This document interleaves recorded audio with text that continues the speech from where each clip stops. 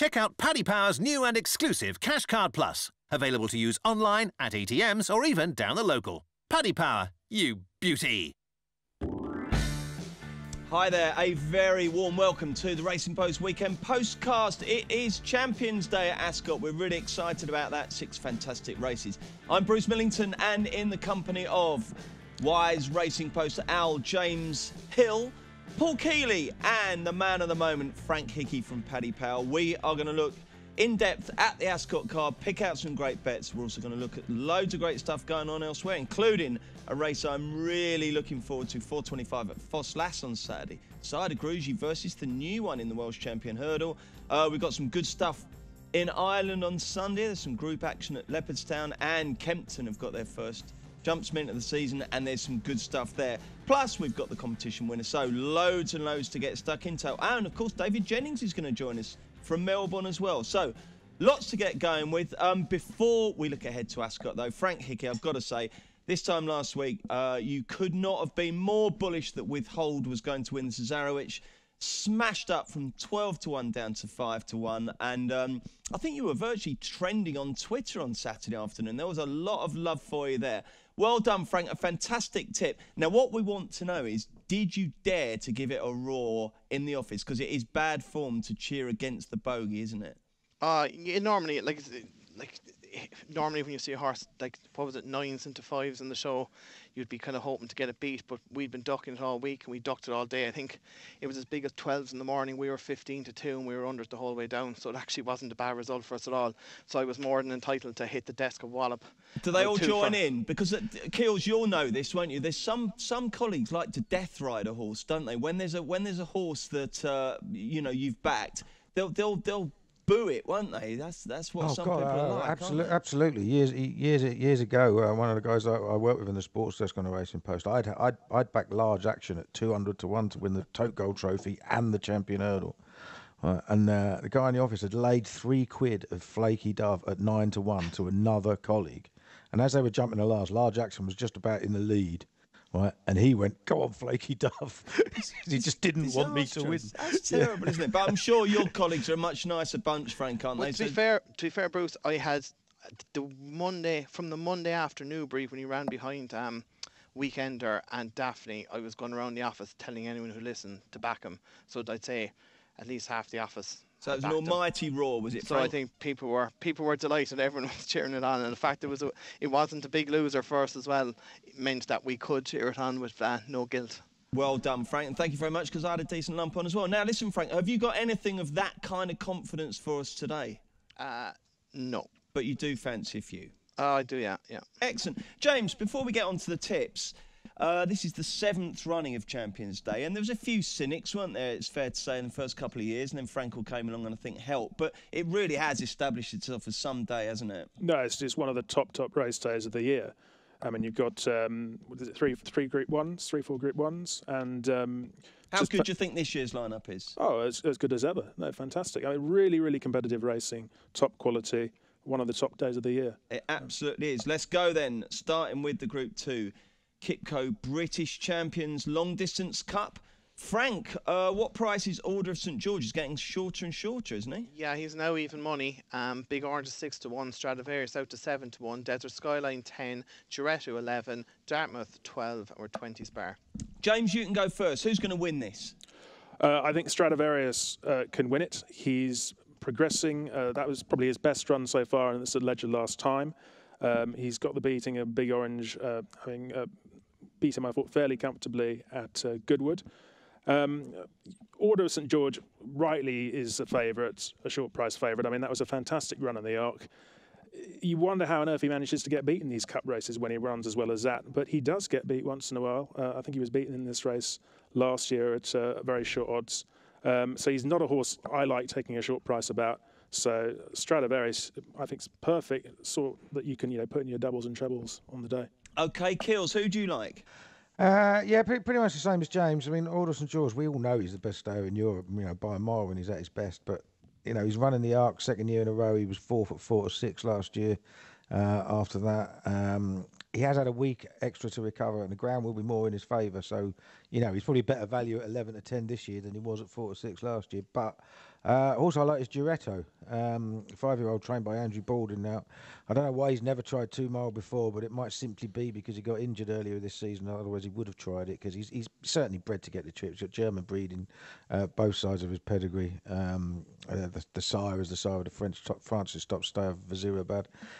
He loves soft ground. He likes Ascot. He's 2 wins, 2 seconds to his name, and I thought he won quite cosily at Chester. In September, so I think there's a lot. He's got an awful lot going for him. If he stays, I think it's a very each way bet. He's 11-1. Frank, what do you reckon to this one? Smash the favour up or look elsewhere? Like we all know, Order St. George is the best, but he's also one that's been beaten too many times at short odds to be smashing up even at even money. And my worry would be for Big Orange, and to a lesser extent Stradivarius, is the ground potentially. Like, it is going to be soft and potentially could get heavy if they get some heavy showers. It would just turn me off the both of them a small bit. Like, it's not a race I was overly in love with. I think if I was having a bet, Shakes Side Road is 20-1 now in all form. Plenty of them hold him, but I do think soft ground probably actually suits him these days. He won this race, of course, last year. He was third in the Gold Cup last year on soft ground. I think he was 6th this year, beaten 9 2/4 lengths.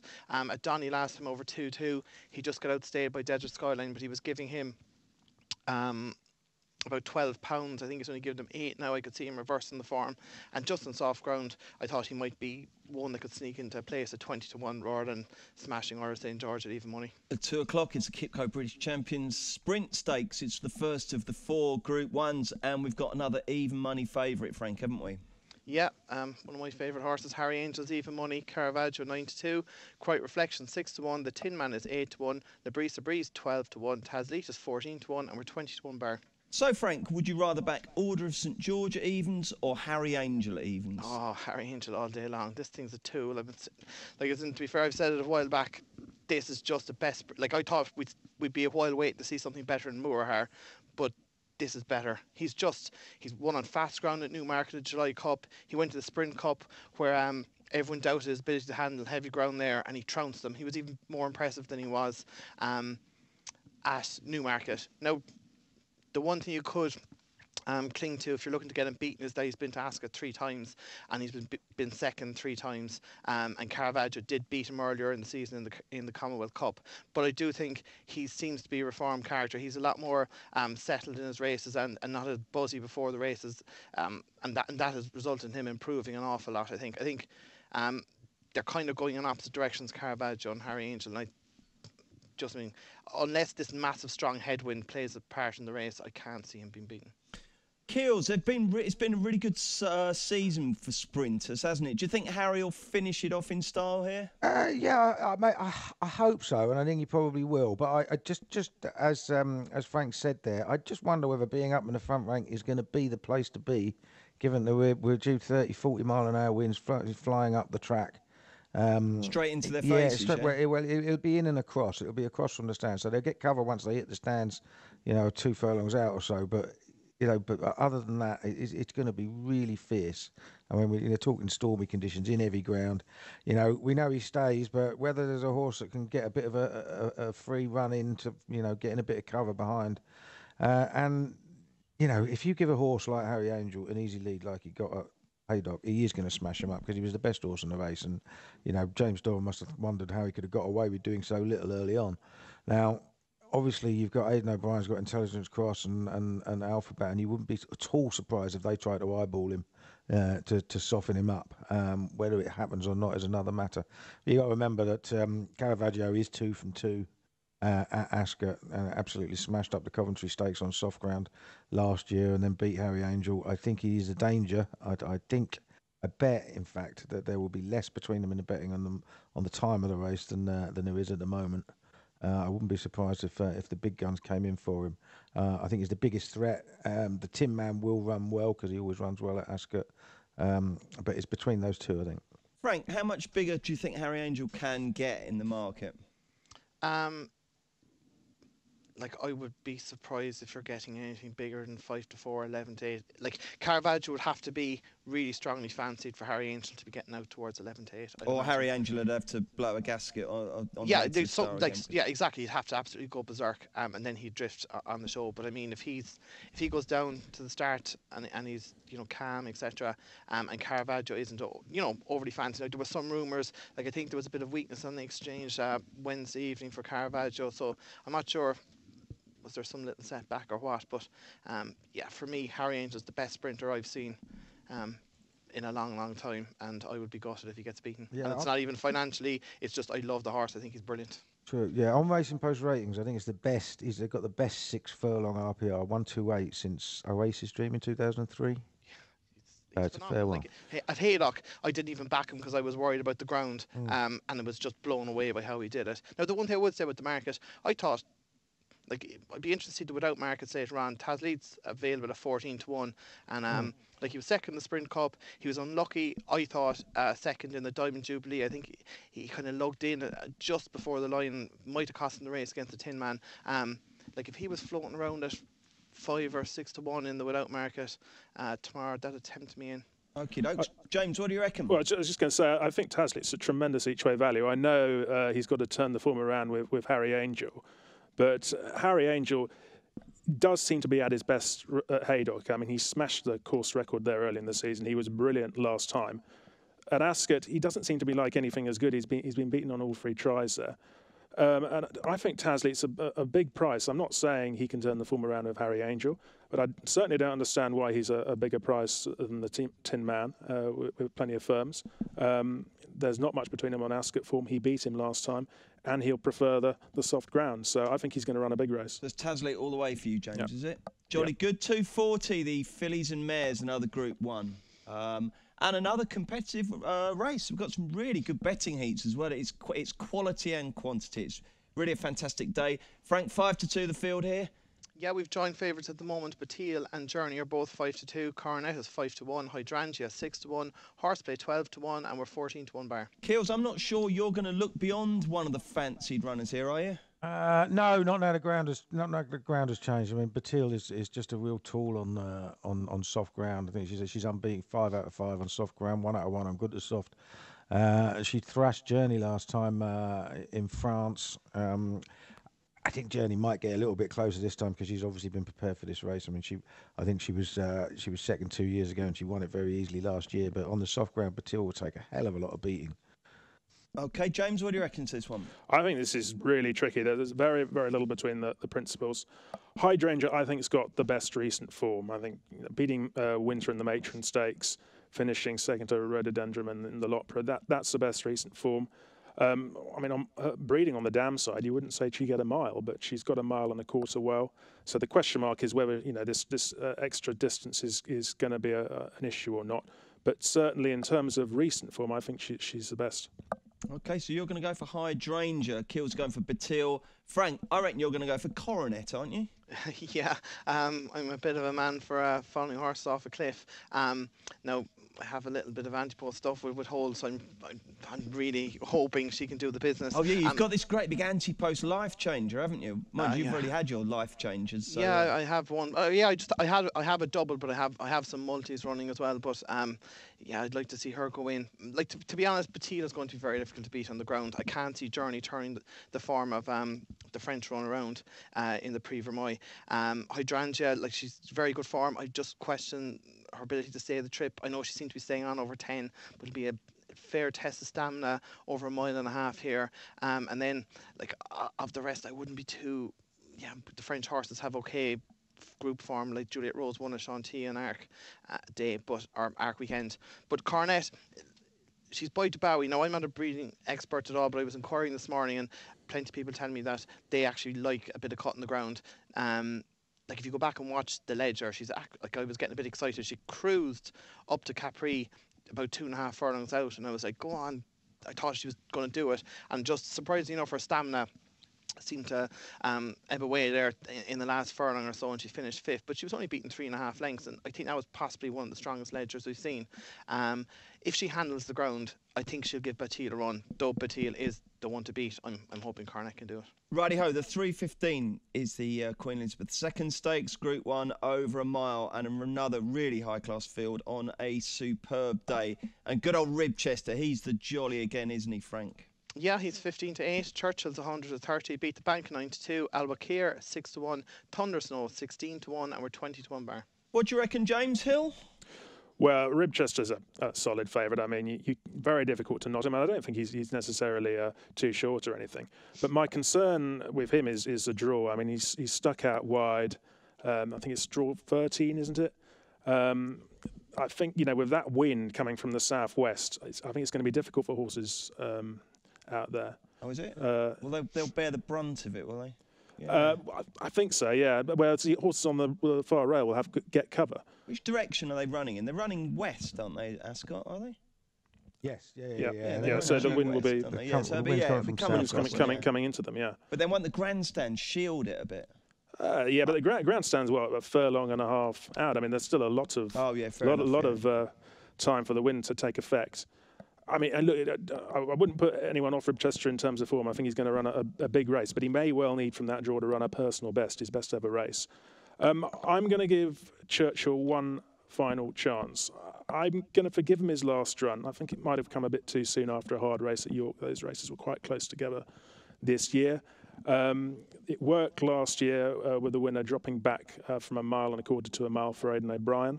So the stable have done it before, and Churchill's very well drawn in one, so I'm going to go for him. Keels, what do you reckon? Yeah, I get James's point, but then about the draw and that. But the one I like is Beat the Bank, who's next door in stall 12. I will be worried. Ribchester can race keenly, and if he goes from the front or near the front that he's been doing most of this season, again he's going to be in the teeth of the wind, and I want something with a bit of cover. But I just think Beat the Bank is the coming force, isn't he? He's won 5 of his 6 starts. His only defeat did come at Ascot, but that was on good to firm ground at 7 furlong Jersey Stakes when he scoped badly afterwards. And otherwise, he's just been super progressive. He smashed up his rivals in listed Group 3 and Group 2 company on his last 3 starts by an aggregate of 11 lengths. Just absolutely bolted up at Newmarket last time. He loves soft ground. He looks like he's a really, really strong stayer at a mile. And to be honest, I'll be disappointed if he's beaten. Do you think the market's caught up with him, Keels? Or No, I think there's enough juice in there. I think he's still potentially better than he's shown, and what he's shown is almost good enough to win this anyway. He's not, he's nowhere near as far off as the official handicapper has him £7 behind. I think Ribchester. I don't believe that for a minute. I think he's going to be right up there with them, and he really puts his head down and he gallops all the way to the line. And you're going to need a tough horse here, and he strikes me as a tough horse. Frank, where's your money going? Yeah, I think I might be with James here and give Churchill one more go. Like on the face of it, he's been disappointed in the second half of the season, but like you can put a line through the Irish Champions Stakes. He didn't get much of a run there, and his run the Juddmonte International was like second behind Ulysses, who's like probably the second best middle distance horse in Europe after Enable.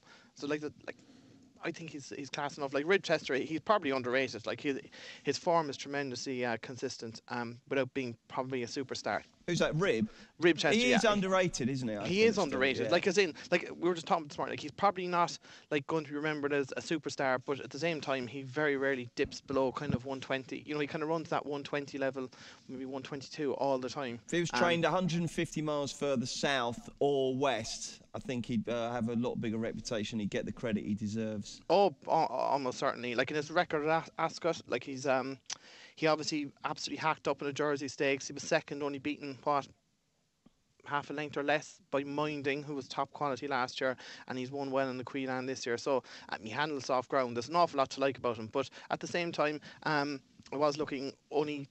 In the past, I think 11 years, only 3 horses older than 3 had won this, and they were was it Celebration? Come on, James. You're a historian. Well. Yeah, no, I think a Celebration is right. Yeah. Celebration, Yep. Solo was the other one, and Ramonti back in 2007. And to be fair, they were all top quality, and like it's 3-year-olds dominate this race. Other than that, even though they probably have a large representation. It's probably still overachieving for the number of runners in the race, and for that reason, I'm going to forgive Churchill the run in the Irish Champion Stakes, and I'm probably going to back him. Okay, I think I might have got my geography slightly wrong. I think 150 miles west of Richard Farr is probably the Isle of Man, and that's not really a hotbed for trainers. Okay, competition result. The winner from Monday's postcast is Henry Duckworth from London. Well done, Henry.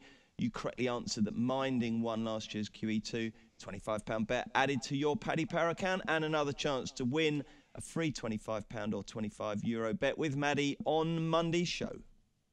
Paddy Power are offering money back as a free bet if the horse you back finishes second, third or fourth to the SP favourite in 2 races today and every day this month. Max £25 per race. T&Cs apply. 18 plus. BeGambleAware.org. Okay, the orgy of group action culminates at 3:50 at Ascot on Saturday with the Kipco Champion Stakes over a mile and 2 furlongs. Frank, take it away. Yeah, Cracksman is 7-4, Barney Roy 4-1, Bramato 6-1, Poet's Word 13-2, Highland Reel 8-1, Cliffs of Moor 9-1, and we're 22-1 bar. In Monday's postcast, we all poo-pooed Cracksman's chances because the weather forecasters said it was going to be nice. I was particularly disdainful of his chances, but the rain has come, James. Has it come in sufficient volume to make Cracksman attractive? Well, I'm not going to back him. I do think he'll run well. The rain is certainly going to help his chances. You're going to need to stay to win this race, definitely. But at the odds, I still think he's quite short. His preparations for this has been very odd. You know, he was very impressive winning the Voltage, but that's a St Ledger trial, and he's now dropping back to a mile and a quarter. My tip here is actually going to be a horse who's beaten Cracksman this season. That's Cliffs of Moher. I think you can... Forgotten horse. I think he's a bit of a forgotten horse, yeah. And I think you can probably put a line through his last run in the Irish Champion Stakes. He got no run up the rail that day. Definitely would finish much better than that if he got a clear break. He's got to turn York form around with Barney Roy, which is going to be difficult. But he had to do the donkey work that day, and I think he's probably a bit better than that. So I can certainly see him finishing close to Barney. Interesting shout. Kills, what do you reckon to this race? Well, I'm a bit with you, Bruce. I'm very sort of down on Cracksman's chances. In fact, I did an Ascot panel in the week in London, and I nearly called him Crapsman. He's for the price he is just dreadful, isn't it? I mean, when he won a Great Voltiga, the horses he beat there, the two Aidan O'Brien horses, Douglas MacArthur and Venice Beach, they finished tailed off in the St Ledger. The third and the fifth have beaten one horse between them since. The form was rubbish, and it was at a mile and a half. It was at a mile and a half next time in the Pre-Nil, again in a very, very weak race. And he's just running against much, much better horses over a trip that may well prove short of his best. Okay, it's soft ground, but that doesn't mean he's gonna suddenly find the burst of speed. He looks to me like he hits a flat spot in his races as well. I just cannot have him at the price. I mean, obviously he can win, but 7-4, I just don't know where that price is coming from. No, I'm going to place lay him. Who's going to win then, Kills? Well, hopefully Bramto, the Jean-Claude Rouget's horse. He's won the race twice in the last 10 years. Jean-Claude Rouget, including with Almanzor last year. Now Almanzor was probably a fair bit better horse, but Bramto has won a French Guineas and a French Derby, and he's a horse that seems to take a lot of winding up because he still had about 8 horses to pass in the last furlong of the French Derby. So when he went round the inside in the arc, he was always asking for trouble, and Idaho just fell back on him in the straight and stopped him in his run. But he still came through and finished 5th. He was only a couple of lengths behind Ulysses. I think it'd have been closer, and I also think that his run was just flattening out at the end anyway, because he didn't quite get the trip. And I think coming back to a mile and 2, and as long as his jockey comes around the outside, I think he's got a massive chance. And talking of that Champions Day preview that he did the other night, Kills, what happened? Because I woke up and I went through my overnight Twitter and I saw one from you at about 2 o'clock saying I've woken up in somewhere. Was it Horsley? Horsley, yeah. Where on earth's Horsley? So what happened? How'd you get that? well, yeah. You see, I had a very, you obviously very got pissed long day. and fell asleep on the train. I got pissed and fell asleep on the train. I had a very, very long day. I'd been up early in the morning, walking the dog, played golf at the crack of dawn. And obviously went to this thing, and I was knackered by the time we got there. And I had a few drinks, and I was reading my Kindle, and the battery ran out. So I thought, I'll just close my eyes instead. And the next thing I knew, it was bloody Horsley. And where is miles Horsley? Away. It's 2 or 3 stops short of Guildford. Quite a long way from your house. Yeah, a good half-hour drive. Yeah. So good old Uber, yeah? Yeah. Saved Had your to be bacon. done. I've done that before. In the days before Uber, I ended up in Uxbridge. Awful. Oh, I've done it before and had to sleep on the station because my phone was out of battery. Who was it? Our colleague Nick Barnes, who lives down in Hayward Heath. He fell asleep and woke up in Brighton, then got the train back, fell asleep again, and ended up back in London at about 4 o'clock. We've all been there. Frank, who's going to win the Champions Stakes? I'm with Paul. I think Bramato's got a huge chance. Even though he was a narrow winner of the French 2000 Guineas and French Derby, you have to be very impressed with his turn of foot he showed there. The race behind Eminent, I'd always forgive a French horse a run like that prior to the arc. A lot of them, they kind of back off them and then just give him a nice prep before it, where they're not really trying. And plus, he also missed the break very badly. But he ran with massive promise in the arc. He was only beaten 6.5 lengths. He got an interrupted run in the straight when Idaho came back, fell back onto his lap. I think he might have been fourth, possibly even third, with a clear run. I would agree with Paul. 1.5 mile stretches him. I think 10's his trip. French raiders have won this 4 times in the last 11 years, which is a massive strike rate considering they probably only have 1 or 2 runners a year at the very most. There's an awful lot to like about him. Trainer targets this race before. Cracksman wouldn't be for me. Even if you take the second to Cracksman the last day in the pre-Neil, he was beaten 4 1/4 lengths by Eminent, 5 1/4 lengths in the race after by Garlingari. I don't even know who that is. And Cracksman beaten 3.5 lengths. It was a nothing race. Up in the Voltigeur, he looked like I know I'm going to be slated for this. He looked more like a Triumph Hurdle horse than a bloody Irish or English champion stakes winner. He is slow, I think. The slower ground will help him, but to me, he looks like he needs a 1.6 miles, not a 1.2 miles. I'd be taking him on every day of the week, and I'm hoping Bramato will be the one to beat him. 2 votes for Bramato and 1 for Cliffs of Moher. The card concludes at 4:30 with the Balmoral handicap over a mile. And there's 2 horses dominate the market here, Frank. It's not as wide open as it usually is it? No, we're 5 places here now as well, Bruce. But Zabil Prince is our favourite at 130. Lord Glitter is also short at 4-1. The Grape Escape 8-1. Firmament 12 along with GM Hopkins. Accidental Agents Stamp Hill are 14-1, even though Stamp Hill's a reserve. Speculative Bid, Dark Red and Casim are 16-1, and we're 20-1 bar. Now, we have to give props to your colleague Rob Catterson, Frank, because a couple of weeks ago he was standing in for you. You were hungover, I believe. And he put up Lord Glitters for that sprint, that Accidental Agent one, and it ran an absolute stormer. Got beat half a length at 20-1. And I think, Frank, that was a race that let the cat out the bag because he's much shorter here. Can he win this? He definitely can. And I was actually sick, Bruce, not hungover. Genuinely sick. Yeah, he can. It's just, you're looking at a race like this where probably plenty have been aimed at it, and 4-1 is skinny enough. Now, you also have Zabil Prince, who up at York pulled nearly the whole way around and still managed to win really easy. So you imagine a £6 penalty wouldn't stop him either.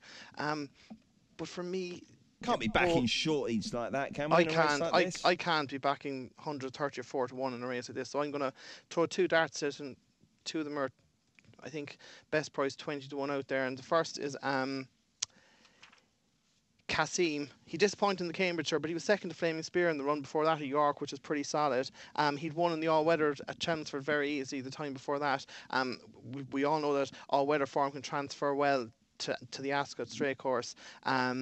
I think he's still rated 99. Frankie's on board. I think there's a race in him off 99. Ian Handel's cut. I think he can go well at a price. And the other one I liked was, again, this is a bit chancy, but it's This Is Us for Richard Hannon. Ryan Moore is up for the first time since the Lincoln, when, I don't know if you remember, we were praying to get it beaten because Ryan had won the first 3 races that day. And all the multis were running up onto This Is Us, and he just got touched off by Bravery. He's only £2 higher here. Ryan's back on for the first time since, and he's been running nearly exclusively in group company since, bar a little spin in a conditions race at Linkfield last time. I think if he could replicate a Lincoln run, he'd go quite well, and he's about 20-1 as well. So this is 2 each way plays. Jolly good. Casim and This Is Us. James, what are you going to do? Take on the front 2, or you? No, I think you've got to have Lord Glitters on your side. I was very impressed by what I saw at Ascot last time, and there could definitely be more to come. Only concern, his draw is perfect, nice and low. My only concern is the yard, the Amara yard, has not really been in tremendous form in the last week or so. So that's a little bit of a negative. Plus, it's also going to be a messy race, I think, with the conditions. So I'd like to have one each way at a bigger price. And Eddystone Rock would interest me. He stays very well, and I think you're going to need to stay. And just the sort of horse that you want on your side. Goes well in big fields. So I'm going to go with him each way as well. Keels, what do you reckon? I'm sort of totally opposite of you, Frank. To Frank, really, I think this race has been made less competitive by the fact that it's so valuable, and virtually any horse that's good enough to run in it is running in it. And what you've got is a lot of older horses that need to be almost group class to win off their marks, but we've got enough form in the book to tell us that they aren't. So, I'm not normally one for favourites, but I think Lord Glitters is a good thing. I thought he was so eye-catching at Ascot. That was his first ever run at 7 furlongs. He's got winning form at 1 mile 2 furlong on heavy and soft ground in France.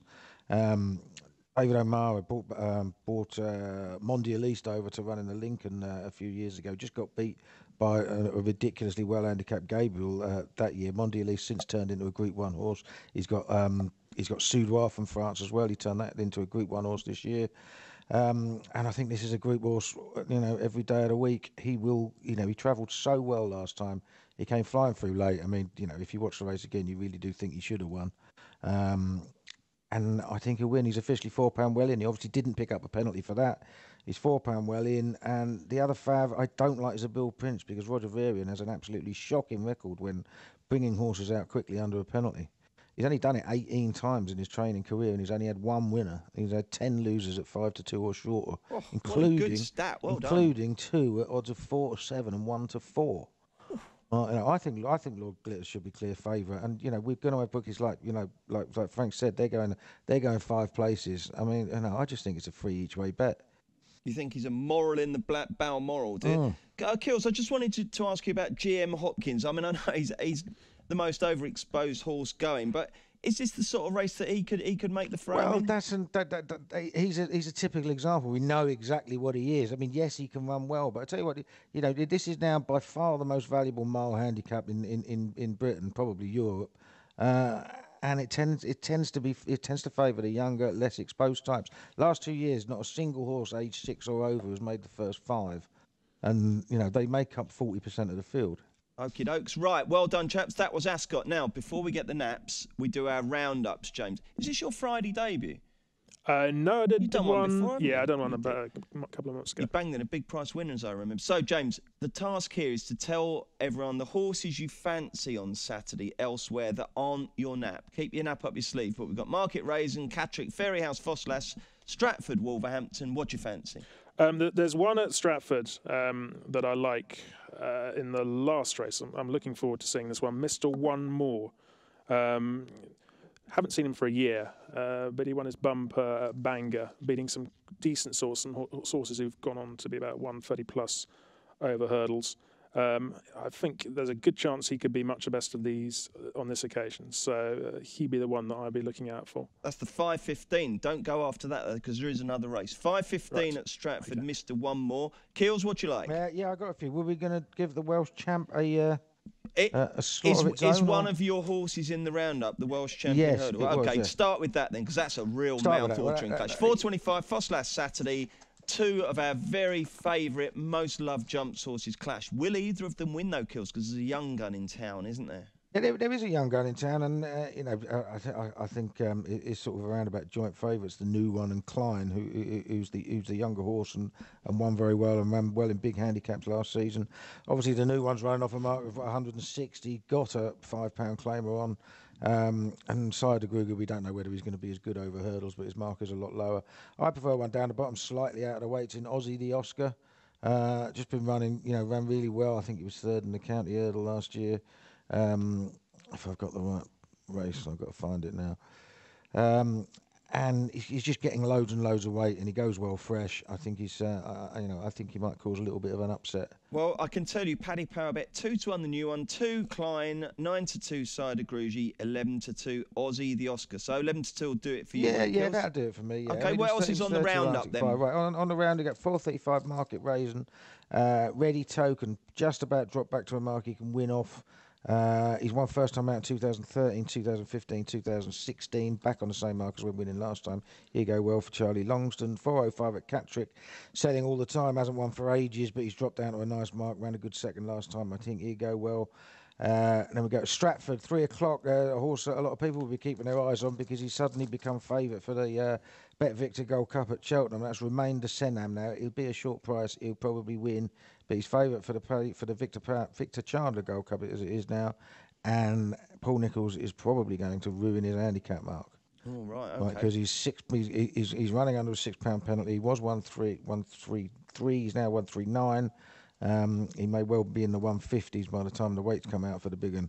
And half an hour later, El Terremoto of Nigel Twiston-Davis. I'm fairly convinced that he's a better horse than his handicap mark. He did lose the plot a bit late last season, but he was in cracking form at the start of the season and was third to Klein in that race that none of us could see in the fog at Haydock last year.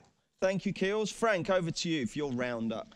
Yeah, in Stratford, that 3 o'clock, I agree, Paul. Roman de Senham will probably win. I'm pretty sure Paul Nicholls said he wasn't going to aim at that Bet Victor Gold Cup, but maybe he'll change his mind. But I'd imagine he's ruined his handicap mark after last week, and he should win tomorrow. But it's worth keeping an eye on Bristol de Mai, see what kind of a reappearance he has. He'd be my anti-post favourite my anti-post pick for the Betfair Chase at the moment. He loves Haydock and loves the mud. You can see there's as big as 10s floating around. You just like to see a nice reappearance. You wouldn't expect him to win or anything, but just a nice reappearance and jump well.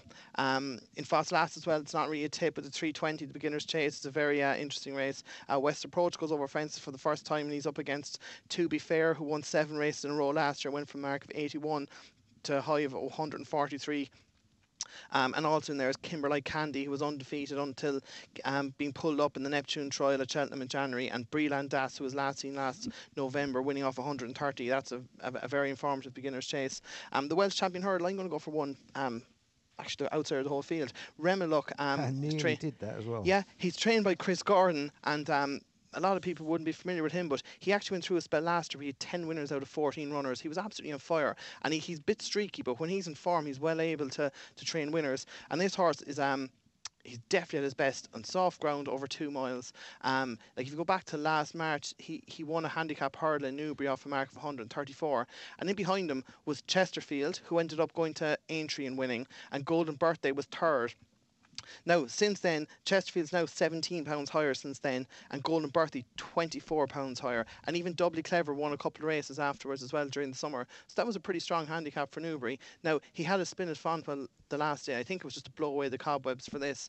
And he gets 2 miles soft ground. He's getting a pile of weight. He is £5 wrong, but Harry Reid is a very capable claimer, claims 7. I think he's 16 to 1. He's 16 to 1. Look, like this might be, he might get outclassed, but I think he can go well. Like I wouldn't be shocked if he did them all here. But yeah, at 16 to 1, you don't have to have much on to find out really. A Catterick 225.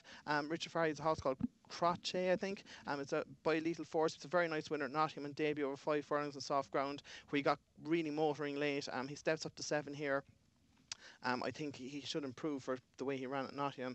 If he does, I think he'll be very difficult to beat and can concede a penalty. And the 330, I'm going to give. This is a really decent Class 2 5 furlong sprint, but I'm going to give an each-way chance to one that's been badly out of form this year, and that's Orion's Bow. He's been running over 6 and disappointing, but his mark has fallen from 106, which is peak last year, down to 95, and he drops back to 5 furlongs, which is probably his best trip, particularly when getting a bit of cut, which he should get here. Like he could be 16 or 14 to 1. I'd take a chance at that price each way. And in the 4 o'clock marker race, and Capitaine sets the standard in hurdles for him, but I'm going to give a squeak to Bordeaux Bill of Brian Ellison. I think he was well fancied for his Beginner's Chase at Sedgefield, but he tipped up halfway round. I think if he jumps well, I think he'll give Captain a right fright. Cool, he's enough for a Goliath there, Frank. Well done. Let's get the naps. This will not be beaten. James Hill. Yes, I think Bristol de Mai will win the 3 o'clock at Stratford. So I'm going against Keels on this one. He's a class act. He's only about £5 higher than when he won the Peter Marsh Apps, won on the bridle that day, won by 22 lengths. Roman de Saint-Amapart, I don't think really there's much opposition for him to worry about. I mean, I hear what Frank's saying, that he probably isn't at his best when fresh, but he's an absolute class apart. And if he is going to be winning races like Betfair Chases and stuff, he's really got to be winning today. Keels, what's your nap? Yep, Lord Glitters, 4:30 Ascot. And Frank. Check the time. The 350 Champion Stakes, Bramerton. I think he'll give Cracksman a good beating. Fantastic. Thank you very much, chaps. Let's look at Sunday next. Paddy Power are offering money back as a free bet if the horse you back finishes second, third or fourth to the SP favourite in 2 races today and every day this month. Max £25 per race. T&C supply. 18 plus. BeGambleAware.org. Hi there, Bruce Millington, James Hill, Paul Keeley and Paddy Powers. Frank Hickey looking ahead to some decent stuff on the flat and over the sticks on Sunday. We'll start at Leopardstown. There's a Group 3. It's the Killer Vallen Stakes. The 3:30. I don't think we've got any betting yet, Frank, have we? No, we don't. We don't have any betting on this at the moment, no. OK, I'm interested in this Kenya, who I think it was Brendan last week put up and absolutely waltzed home. What do you make of this race, Frank? I would be very slow to oppose Kenya. It looks a decent race. Like Landshark was second in a Group 3 at the Curragh in August in the Round Tower. And Mac Monagle was a very impressive winner at Naas, winning by 4 lengths from James Cook. And even Bye Bye Baby has some decent form. She won a maiden at Newmarket, beating Alton Orda, who won at Newmarket last week at a big price. But this Kenya, he was a massive eye catcher at Naas on debut, running on late in the day, and he absolutely hacked up a Cork only last Saturday, handling the soft ground no problem. I think he looks a right tool, and I see that Donica's on board, and yeah, I think he'd be a fair enough price. I'd be definitely interested in backing him. OK, we'll stick with you, Frank, for the 4 o'clock. It's the listed Trigo Stakes. Have you got a strong view on this one? Well, I thought that Colin Keane is obviously looking for winners, trying to sew up the Jockeys Championship, and he's on the most likely winner here in Cannonball. They have an interesting second string in Song of Namibia, who was probably a small bit unfortunate at Leopardstown on Champion Stage. He was only beaten a length and a quarter off a mark of 95. That still leaves him with a bit to find. He's conceding £4 to Cannonball, who's rated £10, his superior.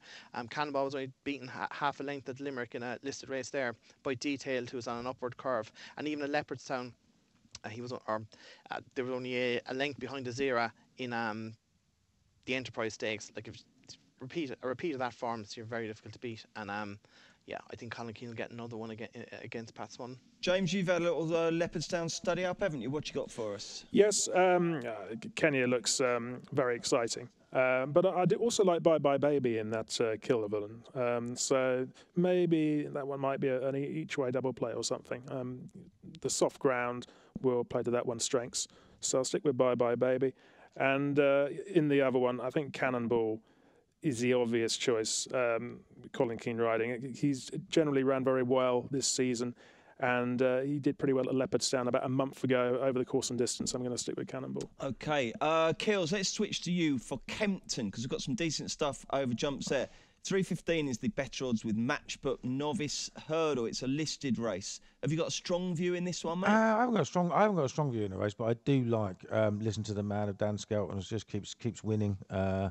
Won a big handicap at a reasonable handicap at Market Raisin last time, a listed race that made it 3 on the spin. He was actually due to run last week at Chepstow, and one of these things that really annoys me, he was taken out due to unsuitable ground. The ground was good, the horse was one on good to firm, good to soft and heavy in his career. So I don't know what was unsuitable about it. It's nonsense. It should not be allowed. There has to be, look, even if there is a more valid excuse, they have to probe it and come up with something more believable than that, because it's just nonsense. It just makes it look stupid, doesn't it? Yeah. So but then I think he's a nice horse. I think he's probably best best treated by the weights. He's getting a bit of weight from Amour de Nuit.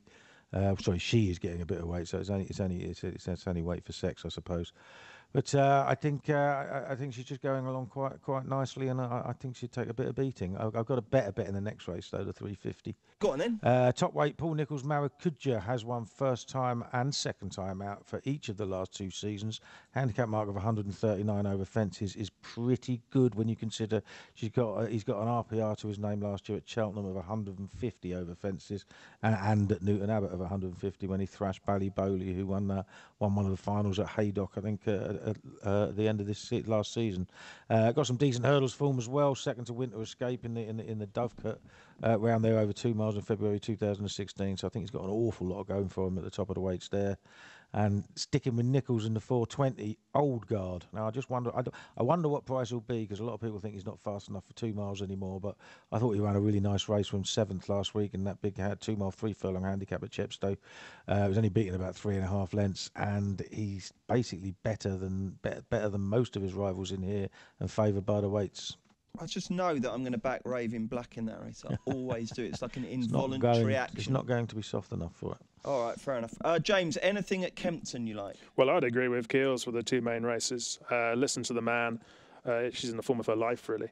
And I don't think the forecast rain will be a problem for her. She seems to win on any ground. So, again, why she got pulled out of Chepstow, I don't know. And also, Old Guard, I prefer to San Benedito, who doesn't really have the best record fresh. Old Guard ran well at Chepstow in what was a very competitive heat.